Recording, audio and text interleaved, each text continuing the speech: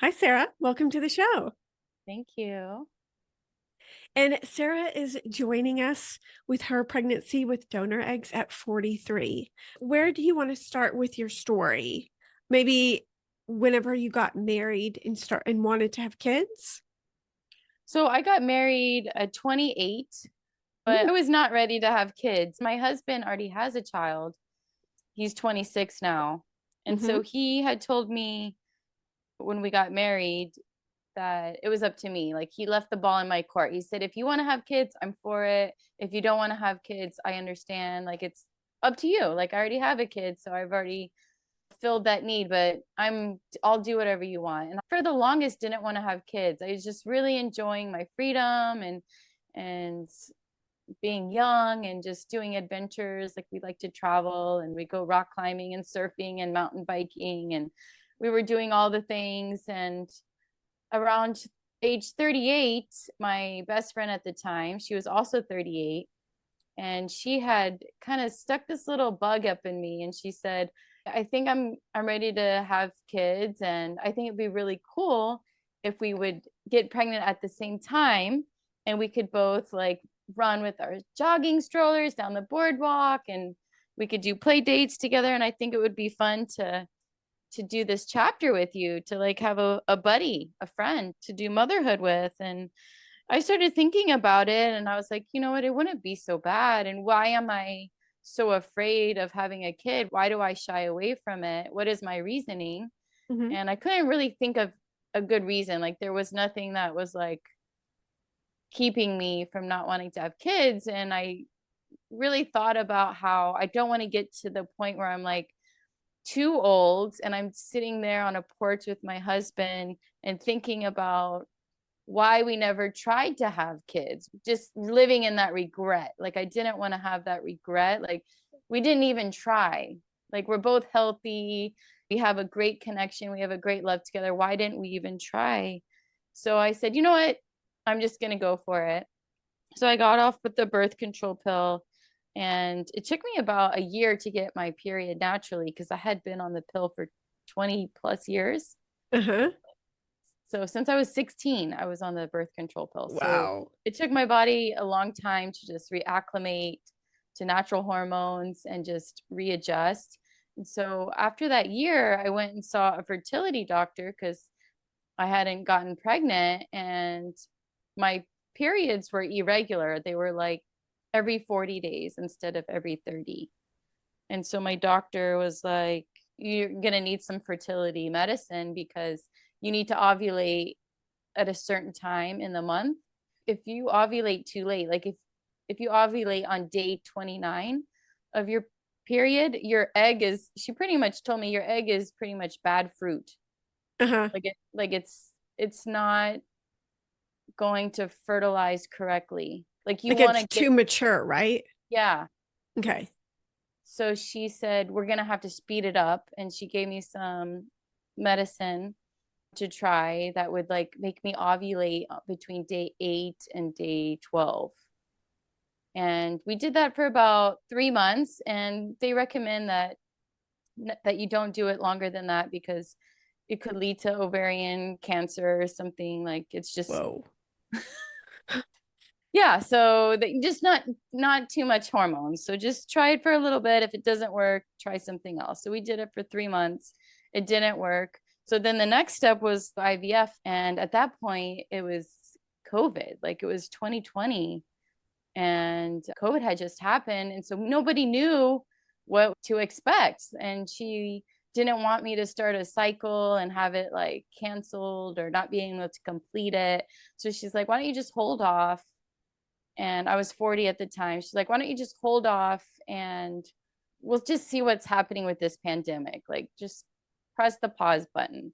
Mm-hmm. So when I did that, I was like, well, let me do what I can naturally. So I started seeing a nutritionist, and she ran this Dutch test on me, which is you pee on this like strip, and for like a whole month, they test all your hormones, like your estrogen levels, your progesterone, your testosterone, and you see what you're like lacking. And so based on that, I was lacking like progesterone and testosterone.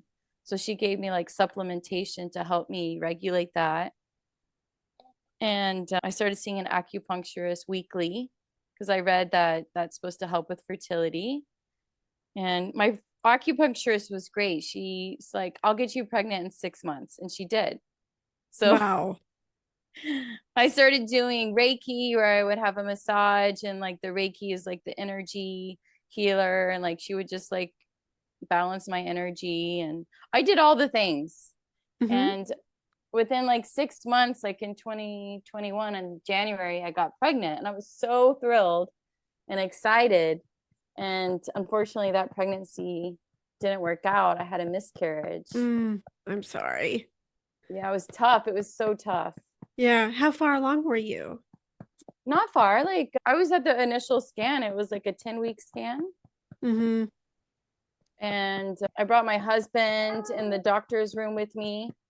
And we go inside, and the doctor can't find the heartbeat. And he's Ugh. like telling me to hold my breath.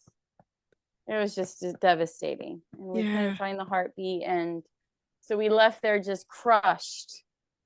And within like a month, I got pregnant again. I guess my body was just Wow. ready. And I thought, this is it. This is my time.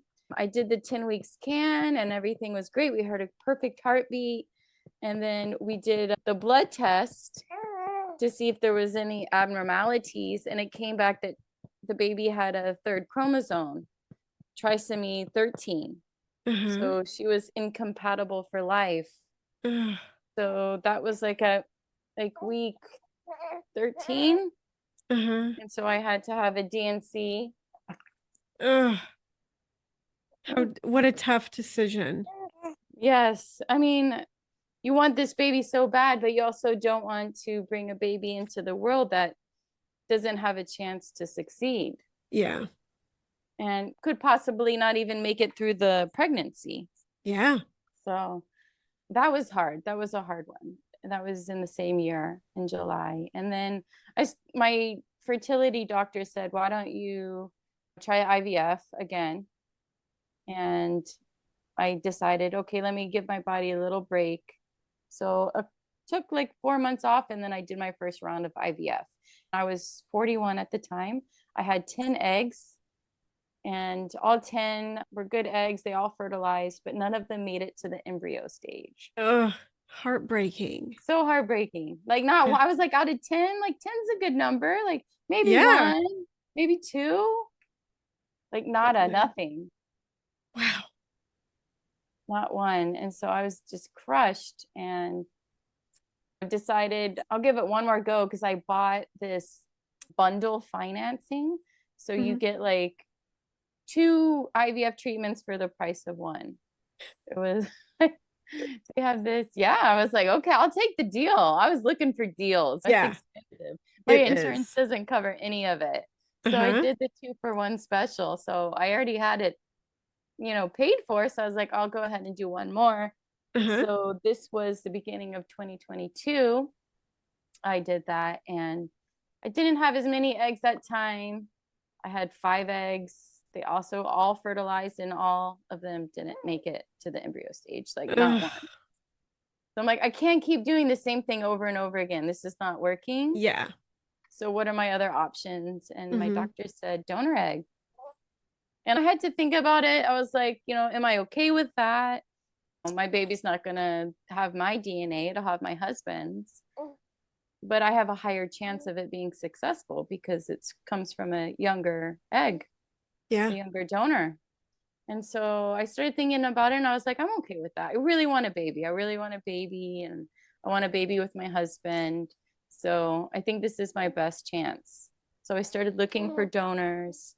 I found one that was almost pretty similar to me. Like, she was also into health and fitness, ran the hurdles. Her profile pictures were her like hiking in the woods and skiing in Colorado. I was like, we could be sisters, like, Yeah. into adventure just like me. Did you use the egg banks or did you use like a specific one for your fertility doctor? Yeah, so the fertility doctor recommended two. There's only two, and one of them is in Dallas or somewhere in Texas, and the other one's in Virginia. Fairfax egg bank, Mhm. and that's the one I went with. So they only use 2 egg banks in the United States. I guess they have a very high vetting system. Like the egg bank has to meet certain criteria for them to work with them. Mhm. And so they were like, you have to pick from either choice A or choice B. Mhm. And so it took me a while. I would say 6 months till I found the right donor. What But was important to you? I wanted her to have blue eyes because I have blue eyes, Mhm. and just like Caucasian because both me and my husband are Caucasian. So just wanted a Caucasian donor with blue eyes. That was it, really. Wow. Or put a hold. I put a hold on mine. Like as I had been looking, and this donor popped up, and she had a bachelor's degree in business and like just really similar style to me. And I Mhm. was like, this is the one. Like, just I felt like a good vibe from her. So I Mhm. immediately called and placed a hold. I think you have to put like $100 hold or something. Mhm. And then within like 72 hours, you have to decide if you want the eggs or not. And they're not cheap. They were $18,000. Same. So I was like, okay, I had to borrow money from my stepmom. I mean, I just, at this point, I had already taken out 2 loans to finance the IVFs. I'm like, I can't even get approved for another loan. But you're doing it. I'm like, I have to do it. Like, there's something in me. Like, this is what I really want. I want a baby. I feel like these are all the right signs. So I borrowed the money. I got the eggs. They came down here. I got 6 eggs, and they fertilized them with my husband's sperm, and 4 of them turned into embryos Wow. out of That's 6. I really good. was like, that's a good batch of eggs. Yeah. We only got 2 embryos from 6 eggs. Wow. So that's really good. And like she, like, yeah, like, I mean, by day 4, I think they were embryos. Like, Wow. usually it takes like 7 days or 6 days. And like, I think it's usually 5 or 6. yeah, 5 or 6, Yeah. exactly. So, yeah, by day 5, they're like, come in, we're ready to implant you. Wow. And they send you a little picture of what your embryo looks like this perfect little circle. Mhm. Like the whole world, it looks like Yes. a little picture of the world. How did you decide which ones to transfer? They don't let you pick, they pick for you, the embryologist. How did they pick? To the best quality or? Yes, yes, that's what I asked. I was like, Okay. did you pick the best one? So Uh-huh. yeah, they look at each one under a microscope and they just see like which one looks like the most, I guess, less defective. Mhm. You didn't have any testing, so you didn't know any of the sex or the genders. No, they don't recommend it because the eggs already come frozen. And Mhm. so they said that like if they were to test them, they would have to freeze them again to wait for the results and then thaw them for a second time to Mhm. implant them into you. And some of the eggs don't survive that second thaw. Mhm. So they said they don't recommend it. So I Yeah. didn't do. So it's just like a gamble. Uh, Everybody else, yeah. So 50-50. I know. Same with us. They didn't recommend doing any of the testing either. So walk us through the transfer in your 2-week wait. So the transfer is like super easy. You just Mhm. go in. My husband has like long hair, like a old school rock and roller. So they looked at him like once over and was like, "You got to put on this hairnet, buddy." So he had to wear this hairnet, look like a cafeteria lady sitting in the chair next to me. It was hilarious. And my doctor comes in and gets me all ready. And then the embryologist team, they're like in the side office and they open the door and they come in with your egg on a little petri dish, and they've got like Tom Petty like blaring in their office, and I'm like, oh, that sounds like a cool group of people. And the doctor said, yeah, we found that the eggs actually produce better when they're surrounded by music, so we always have music playing in the embryology room. And I'm like, that's really awesome. I love to hear that. Like, these little cells are growing with all this good energy. So they come in, they show you your egg on your little dish, and then doctor puts it on a needle and puts it inside you, and she dropped it off, and you're watching this the whole time on the little ultrasound screen. And then the embryologist looks at the needle when they're done to make sure the egg is no longer there, but my egg had stuck. So she had to do it again, and she said it was a good sign that it was so sticky. Mm-hmm. She was like, that means it's going to stick inside you. So they had to do it again, and then they made sure for 100% that the egg had left inside my body. So they had kept it there. The needle was clean, and then I went home, and my friend had recommended that, I sleep on the couch, because she said, don't like, you should stay on your back for 72 hours. Like, don't like turn, don't lay on your side. So just go sleep on the couch. So that's what I did. I slept on the couch on my back, and stayed really mellow for the first 2 days. And then I think after day 7, I started taking at-home pregnancy tests, and Mm-hmm. it was positive. And then I got the call from the nurse, and they said I had a good HCG count, and I came in, and they kept checking my levels, and it kept going up, doubling and going up. And Do you when remember what they were? I don't remember what they were, but they Okay, were high. They were high. And that's good.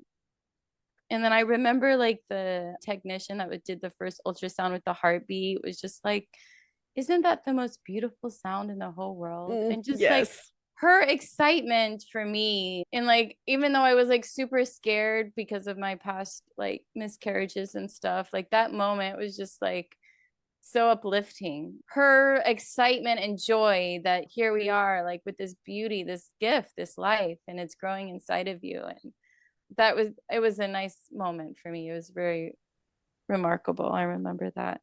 Yeah. How was your 2-week wait? Like, was it stressful for you? No, I took the at-home pregnancy test, and it was positive. I think I took 2 or 3 of them. So I Mm-hmm. already knew, but I just, I also didn't know, like, is it going to be healthy this time? Because I've had pregnancies in the past that were not healthy. So that was my main concern, because we weren't able to test to see if the egg was good or not. Mm-hmm. So I was just fingers crossed and praying a lot and hoping that this was a healthy egg. Mm-hmm. And how was your pregnancy? My pregnancy was great. It was really, I had no complaints, no problems. The only thing was just my anxiety of something going wrong. Just nervous. Like, they scare you. They're like, don't sleep on your back after 16 weeks. Don't sleep on your right side. Only sleep on your left side. And then constantly second guessing yourself of what you ate. Like, oh no, did I have some smoked tuna dip with, oh, I can't have smoked fish. And you're always like, wait, can I have a caprese sandwich? Is mozzarella okay? Just like constantly like worried, like you might be doing something wrong. Mm-hmm. And like, I remember my gynecologist, my OBGYN saying, like, we've been making babies for thousands of years. Just listen to your body. If your body gives you a red flag, if it says alarm, alarm, this doesn't feel good, don't do it.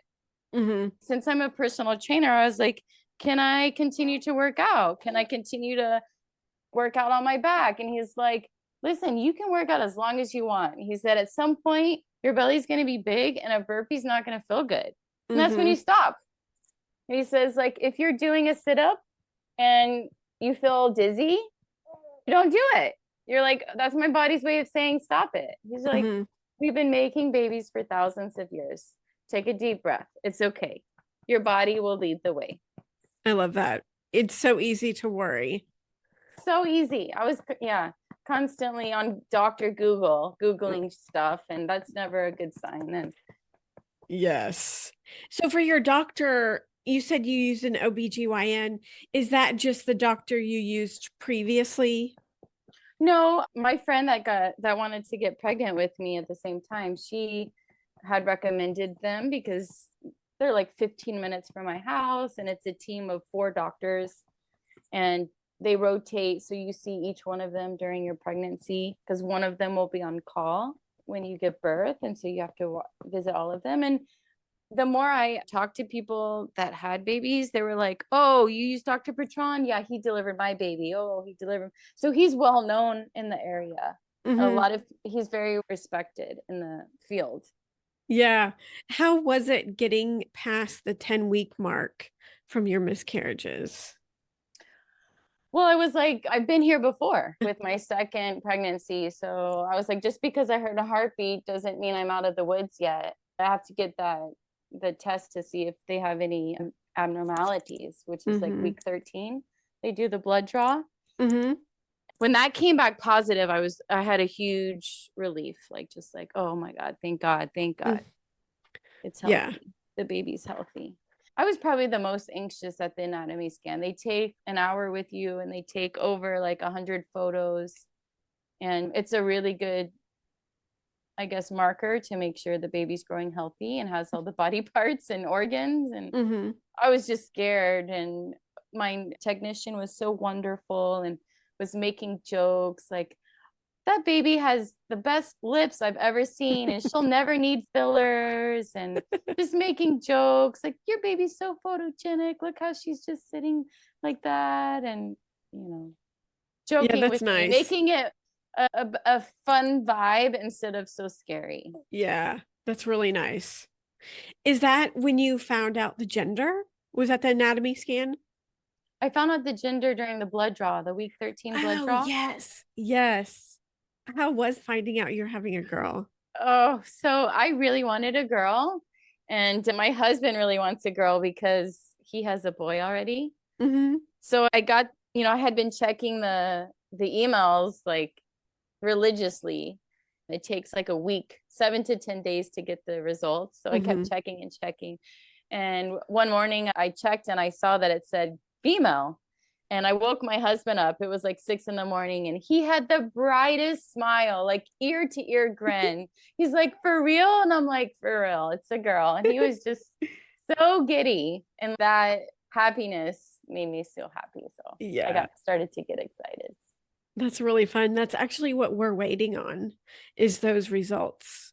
I think Okay. it's a nip test, an Yeah. IPT. And do you know what you want? Oh, I've only pictured myself with girls.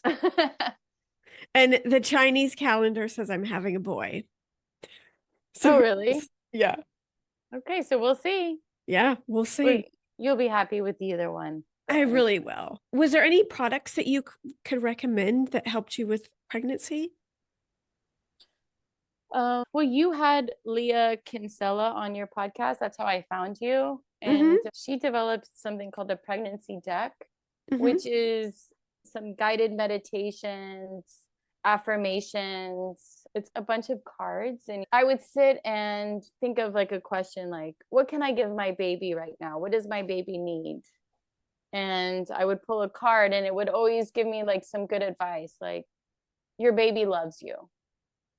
Your baby is made from love, and your baby loves you. And you don't need to do anything more than just send love to your baby.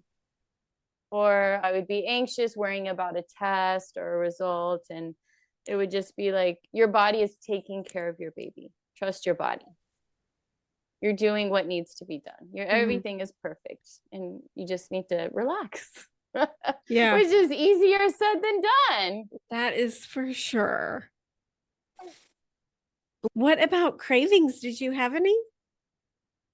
Just I ate a lot of peanut butter. I loved peanut butter and jelly sandwiches, peanut butter and banana sandwiches, and I just wanted peanut butter shakes. I was into peanut butter. Mm-hmm. What about classes and how did you prepare for baby to come?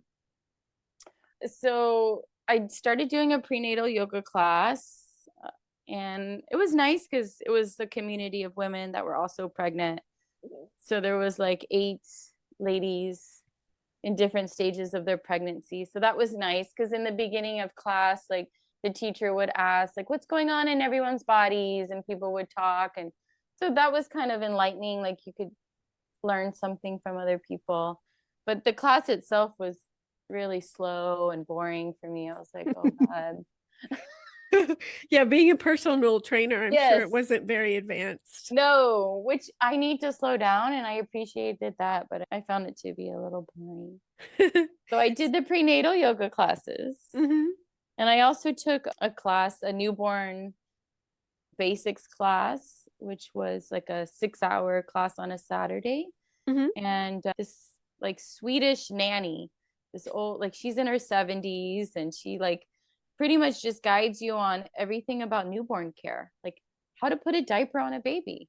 And you're given like a doll and you have to practice putting on a diaper, how to burp a baby, how to bathe a baby, what the different cries mean. There's like 5 different cries. So how to distinguish between what they're trying to say, like are they hungry or do they need to nap or they need to burp, maybe they're gassy. So that was pretty helpful. So those are the 2 classes I took, just the yoga and the newborn basics class. Hmm. What about home wise? How did you prepare there?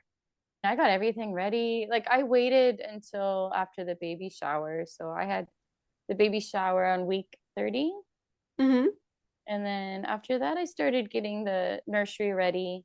So I put up the crib and it was helpful because when the baby comes home, you're like tired and you have this newborn and she's crying and you're like, it's nice to have everything organized and ready to go. So Yeah. like when the situation arises, you're like, I'm ready. Like I got this. Like, you know. So everything was set. Like I had labeled the drawers, like 0 to 3 months, 3 to 6 months, 6 to 9 months. Everything was laid out. Bath time was ready. I like that. What about, did your doctor want to induce you? No, so about week like 30 is like when the doctors noticed that she was breached. So her Hmm. head was up by my chest Hmm. and her feet were also up. She was sitting in a pike position. So she would have come out butt first, which, ouch, no. They were like, oh, let's just keep watching this, but this might turn into a C-section. And we could try to manually turn her, but I don't really recommend it because her umbilical cord was wrapped from her neck around her shoulder. So kind of like a seat belt. So if she had tried to flip, like it would have kept her back because it was like a seat belt keeping her where she was. Yeah. And so they said, I don't really recommend trying to manually turn her.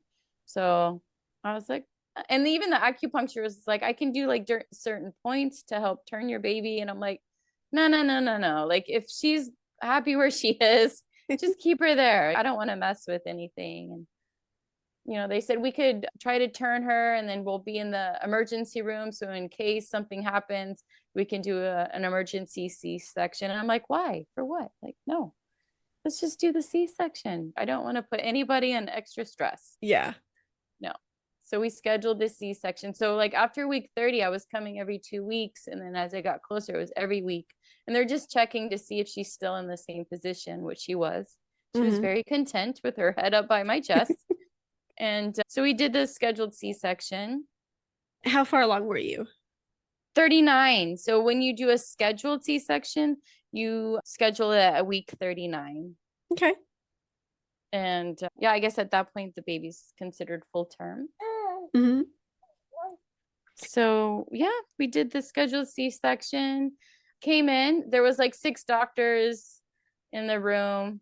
They were all joking and playing music. So it was like a jolly environment. And I've been knocked out from the waist down. So I feel zero. My husband, Perfect. yeah, my husband's sitting next to me. The only problem is the medicine gave me a lot of nausea. It was just Ooh. like wanting to throw up all the time. And they would just give me this little hose that looked like a straw. Hmm. So I'd be like, I'm gonna throw up. So they would pass the straw like something you would use in the dentist office to spit in. And Uh-huh. I'd have to like throw up in this teeny tiny straw. Oh my gosh. And then they would whisk it away. And the moment they whisked it away, I'd be like, I'm gonna throw up again. Like I wouldn't, it was nonstop throwing up the entire surgery. Uh, And then I finally heard her cry, this like, Wah! And I was like, oh my God, she's okay. She's alive. She's fine. I didn't do anything to mess this up. Like, she's okay, thank God. And that was a beautiful moment. And they bring the baby over and they put her on your breast, and you try to breastfeed for the first time, and your husband's there, and it's just a beautiful moment, magical Yeah. moment. And this all happened in surgery? In the surgery room, Oh, wow. right How away. Right away, they try to get you to latch yeah, wow. immediately. That was she able to latch? Yep.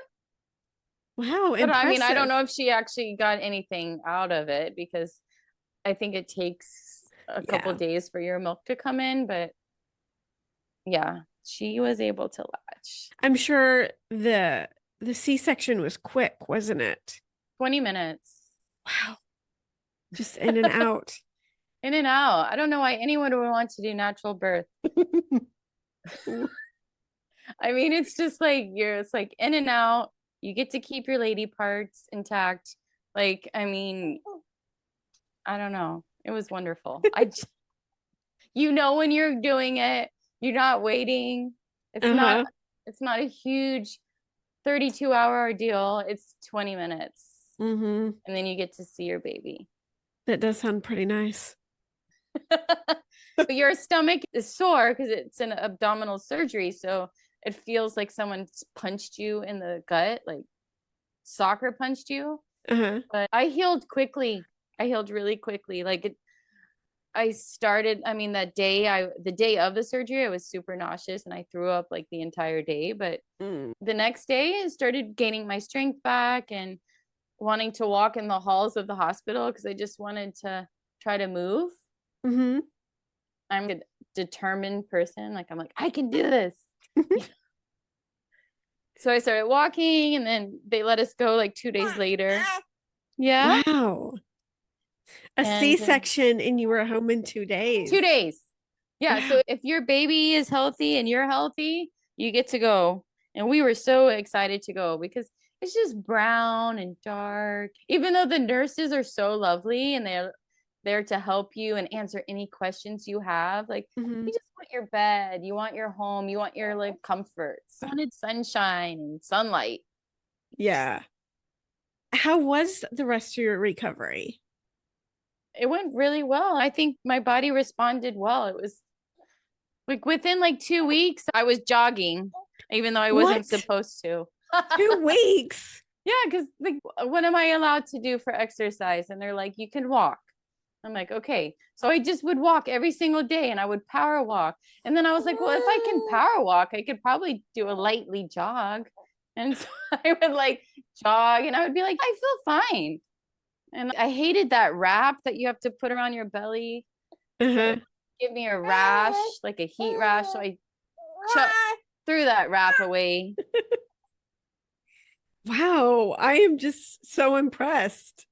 So yeah, and then like 6 weeks later, after my follow-up visit, I asked him if I could start weight training again and swimming and bike riding. And he's like, you can do all of those things. Just watch your body, like modify, do low impact. So I did, and I started, and I was like, I feel like myself again. Like, I needed that. Like, exercise makes me feel good, and being outside and movement, like I needed that, and made me feel like normal again. Mm-hmm. And how did you choose to feed your baby? I wanted to breastfeed, so I started breastfeeding, but she had lost weight in the beginning. So Mm-hmm. the doctor had recommended that I supplement with formula. So he said, just breastfeed. And then when you're done breastfeeding, give her an ounce of formula. And an ounce is like literally like 1 inch. Like, it's nothing. It's like this much formula. And I was like, okay, no problem. So I did that. And it kind of like alleviates a little stress from the mom, because like when you're like, oh, I got to breastfeed, like there's so much pressure. Like, you're like, am I giving? There's no like gauge. You don't know, like, am I giving enough? Like, am I giving any? Like, you have no idea like what's going on. So Mm-hmm. it was nice to have that green light. Like, you can do both. Just do both. And I could also have my husband give the formula, so I could take a break. Mhm. here, you give the baby a formula. Yeah. So that was good. So I've continued to do that. Like I breastfeed and then I supplement with formula. Mhm. And it also gives you like a little bit of freedom because if you can't nurse for whatever reason, like you can always give the formula. That's why they made it. Yep. So she's getting the best of both worlds. Like that's what I think. Yeah, I love looking at it like that. What about mentally? How were you? So the first like 4 days, I was like overwhelmed, almost like panic attack style, just like where you feel like the world is like in chaos. Like just like I have this newborn life that I have to take care of, and I have all these people that are coming over that want to congratulate me and welcome the baby into the world, like my stepmom, like not friends, like just immediate family. But that was like too much. Like I mean, I had to like put a kibosh on that. I was just like, after 4 days of visitors, like, I need 2 weeks to just be at home alone with my baby and my husband. Like, we need to figure this out. Yeah. I need to learn her. She needs to learn me. We need to learn each other as we have this baby now. Like, I can't have any visitors for a moment. And Yeah. everybody understood. And I'm just talking like my close family members, like my stepson and my sister. And I wasn't even talking about friends. I'm just talking like immediate family. They wanted to come over, but I'm like, no, I Yeah. can't at this moment. I just need to be alone with my husband and my baby. Yeah. Get routines established and get to know each other. So that 2 weeks was is actually really nice. Like my husband took off how many weeks? I think it was 3 weeks of work. Mhm. And it was nice. Like it was just me and him, and it was quiet, and it was a lot of walks in the neighborhood. It was a lot of TV time because you're breastfeeding all the time. Mhm. It was just a lot of Netflix and chill, and it was nice. It was sitting in Yeah. the backyard. It was just quiet. And like me and my husband, we get along well. Like we've been together 20 years, so we understand each other, and like it was just not a lot of conflict. It was just peaceful. Yeah. And That like sounds nice. I would go in the nursery and like breastfeed there and put on like music and just make it really like good energy. Yeah. Well, is there anything else you want to mention about your pregnancy or birth?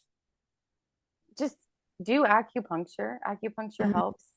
And it helped me get pregnant, and it helped me during my pregnancy relieve my anxiety because I would go for a session, and when you walk out of the session, you just feel really tranquil, really Yeah. calm, ready to conquer the day. And like, it's kind of like drinking a bottle of wine without all the side effects. That's how I Yes. can express Yeah. acupuncture. They're like, what does it do to you? And I'm like, it gives you that, like, I don't care vibe. Uh-huh. Like, whatever, it's all good. Mhm. To do N acupuncture, what else? Get those gas relief drops because babies are super gassy, and they like trap gas inside. Mhm. And they have this over the counter gas relief drops that you can give your baby. And that helped a lot in the beginning, like when they're first like digesting milk and stuff, like their bodies are trying to figure it out. It really helps. So gas relief drops is a Mhm. keeper. Definitely get that. Oh, and get like a good lactation consultant because the breastfeeding is really complicated. Like I had a lactation consultant who's a good friend of mine. She moved to Tennessee, and she was like on call with me for 24/7 for the first week, just like answering any and all questions because it's such a huge new thing that you've never experienced. Like you have no idea, and you have to figure it out. Yeah. And so like I had her on call, and I even had one through my insurance that I zoomed with. She answered my questions, and like that really helped. Like use your resources, use them because that's what they're there for. And like if you have questions, like I was pumping wrong. Like I was pumping at the wrong time. So I was emptying my breast, thinking I was doing a good thing by stimulating my breast. But then when she came to eat, there was no milk left because it takes like an Oh, hour to produce more milk. And I didn't know all of this. And I learned like through making many mistakes in the yeah. beginning. When she first arrived, did you have any trouble bonding with her? No, I didn't have any trouble bonding with her, but there wasn't like this, like, like this grand love Uh-huh. that I thought I would feel. It was just like, oh, I have a new buddy, I have a new friend, like, someone to hang out with. This is one of my fears of not bonding with my baby whenever he or she is born because of the donor eggs, and I don't share genetics, which when I say it sounds ridiculous.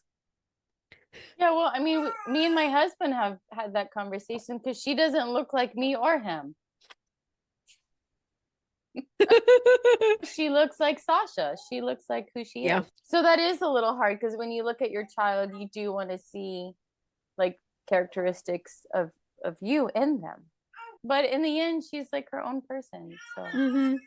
She is. She's over there kicking and talking. you can hear her. A little She's bit. talking a lot.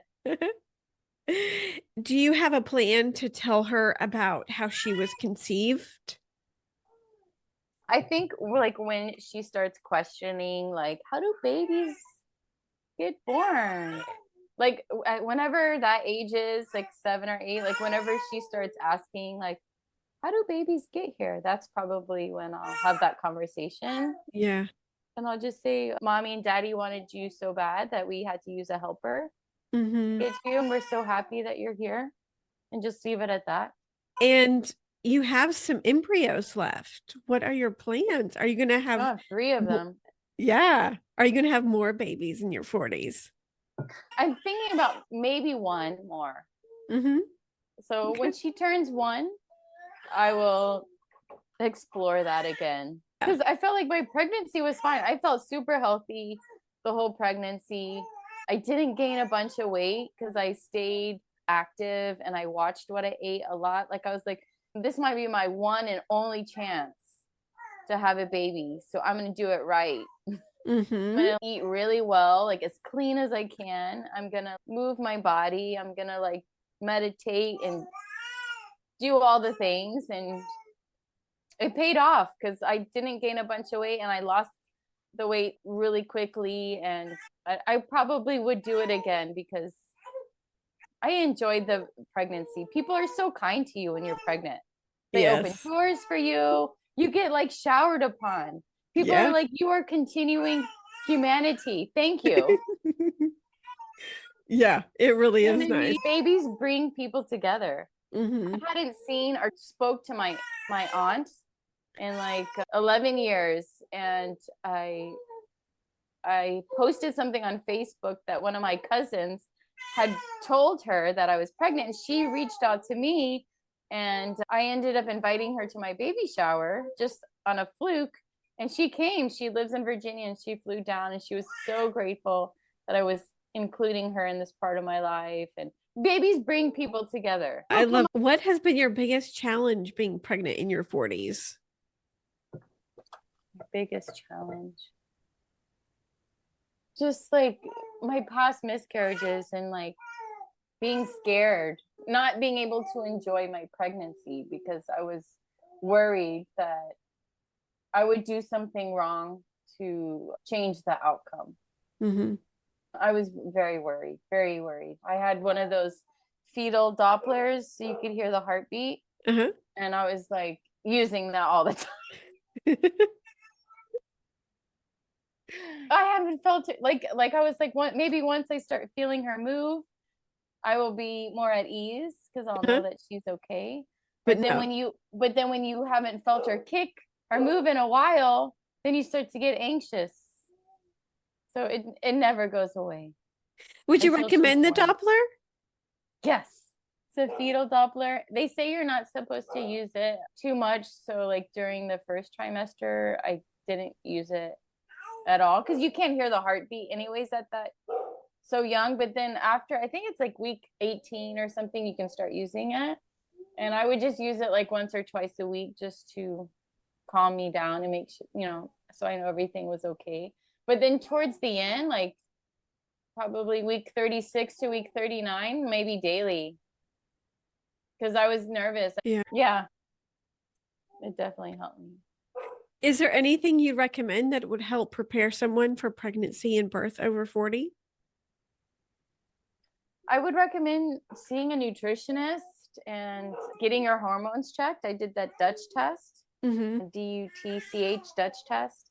Mm-hmm. I think it's like $300, but it measures your lady hormones, so your estrogen, your progesterone, and your testosterone, and you can see like where you're lacking, and there are like natural supplements that you can take to make them even.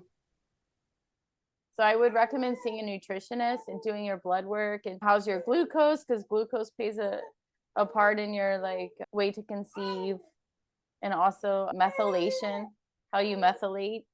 Mm-hmm. So I would recommend seeing a nutritionist and getting your hormones checked for sure. Yeah, that's a good idea. What advice would you give yourself when you were pregnant if you could go back? Just trust and have faith. And if it's meant to be, it'll be. Yeah, And this is the circle of life. So if it's supposed to be, then it'll be. I love it. Have an open heart. And where can our listeners find you on the internet? I'm at miamifitnesscoach.com. I'm a personal trainer here in Miami. So if you ever come to Miami, let's go. Let's do a class. Let's hang out. Let's work Yeah. out. Awesome. Well, Sarah, thank you so much for sharing your pregnancy. Thank you.